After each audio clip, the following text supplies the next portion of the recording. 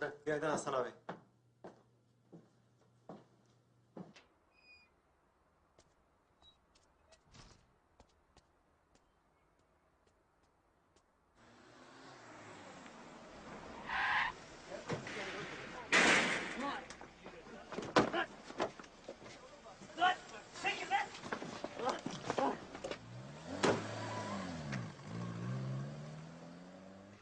Gönderdiğimiz fotoğraflar İstanbul'un eline yine geçmemiş. Vallahi Hasan abi bu sefer iadeli taahhütlü gönderdim. Garanti olsun diye. Olmuyorsa başka bir postaneden gönderelim. Ne fark edecek? Hepsi merkez postanede toplanmıyor mu? Önemsiz haberlerin fotoğrafları İstanbul'un eline ulaşıyor. Önemli haberlerin fotoğrafları ulaşmıyor Fırat. Anlamadın mı? Hasan abi kargoyla gönderelim. Olabilir. Ama bir süre sonra kargoculara da istediklerini yaptırmaya başlarlar. Hani sorunları yeniden yaşayabiliriz. Benim aklımda başka bir şey var. İstanbul'a giden otobüslerle gönderebiliriz. Hem kontrol altında tutulması zor hem de kargoya göre daha ucuz olur. Vallahi doğru diyorsun Hasan abi. Hem benim tanıdığım bir mavim var. Kendisi yurtsever dede. Helal 5 lira Fırat. Sigaralar da yakıldığına göre yavaş yavaş toplantıya geçebiliriz.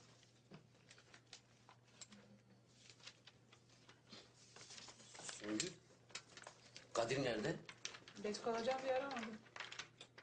Neyse. Biz başlayalım. Gelince onun haberini de ekleriz gündeme.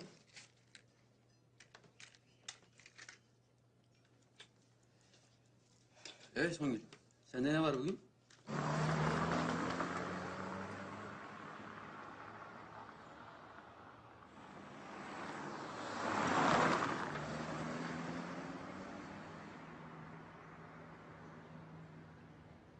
Cezaevlerindeki tutsaklı arşivlerine başlama kararı almışlar. Ben de tutsağa yakınlarla görüşeceğim Hasan. Onu bırak Faysal. Bende tam senlik bir haber. Hayda günün Ankara'sı yine bize kaldı. Neymiş? Yüksekova'da bir kayıp olayı. Bunun için ta Yüksekova mı gideceğim? Oradaki arkadaşlar veririm onların ilkine sınırı var. Kaçırılan çocuk Yüksekova'nın nüfuslu ailelerinden. Ailenin yurtsever bir canı yok. Allah Allah nasıl olmuş peki? Allah Allah. Fazla bilgi yok. Bana gelen bilgi de bu kadar. Bu kaçırılma olayı diğerlerine pek benzemiyor. Burayı deşmekte fayda var. Tamam.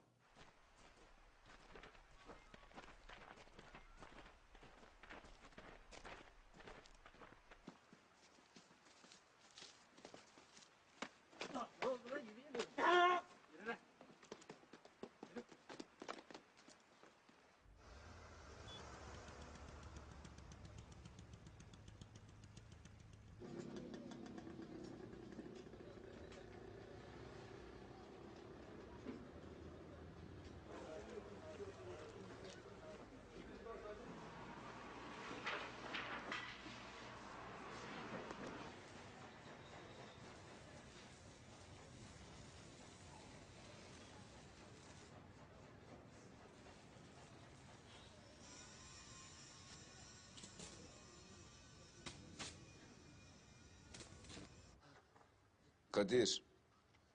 Bak sen diğerlerine benzemiyorsun. Seninle dostça konuşacağım. Duydun mu lan? Eğitimlisin. Buralarda büyümemişsin. Ve ailende bölücü de yok. Çok geç olmadan vazgeç bu işten. Git başka gazetede çalış. Sana yardımcı da oluruz.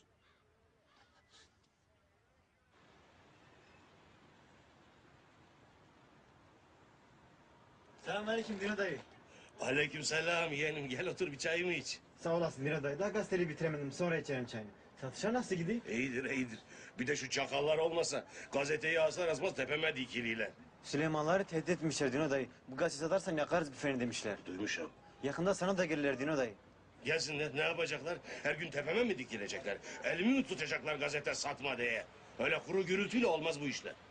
Bak aslanım. O gazetede çalıştığın sürece benim için dağdaki teröristten farkın yok. Terörle merörle ne ilgisi var? Biz gazetecilik yapıyoruz. Sikerim lan senin gibi gazeteciyi. Apo'nun müşteri ne zamandan beri gazeteci oldu? Biz gazetecilik yapıyoruz. Bunun aksini ispatlayan...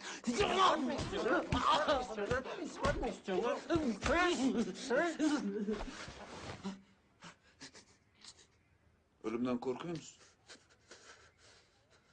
Cevap ver lan sikik, ölümden korkuyor musun?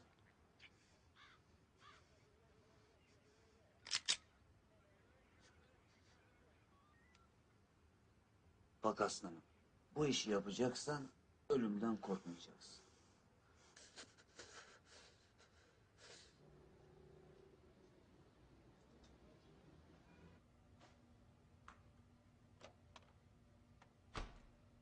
Evet abi hepsine ikişer kopya aceledir ha.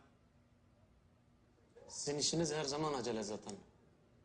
Niye bu sefer ikişer kopya istiyorsun? Öyle gerekti.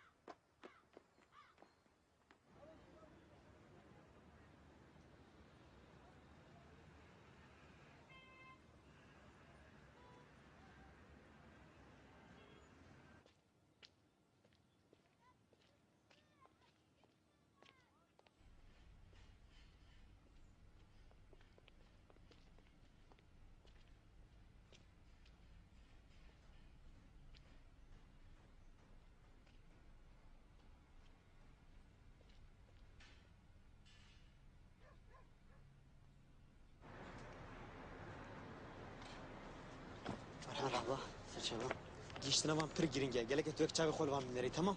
خد مراقنك حبا جليت بلا لا حتى اوك مالي منا سرشبا حبا Bu İstanbul'a fakslanacak. Tamam. Sendikacı haberi ne oldu bitmedi? Metin Ceylan'la röportaj yaptım. Kaseti çözüp haberi bitireceğim, tamam mı? Kadir'den hala ses yok mu? Sabah aradım çıktı dediler. Allah Allah. Nereye kayboldu bu adam? Alişan, cezaevi haberi sana kaldı. Bak Kadir'den hala ses yok. Ya nerede Allah aşkına bu Kadir? Hem gelip işini yapmaz hem millete gazetecilik dersi verir. Ben nasıl yetiştireceğim şimdi bu haberleri? Sen bir yolunu bulursun.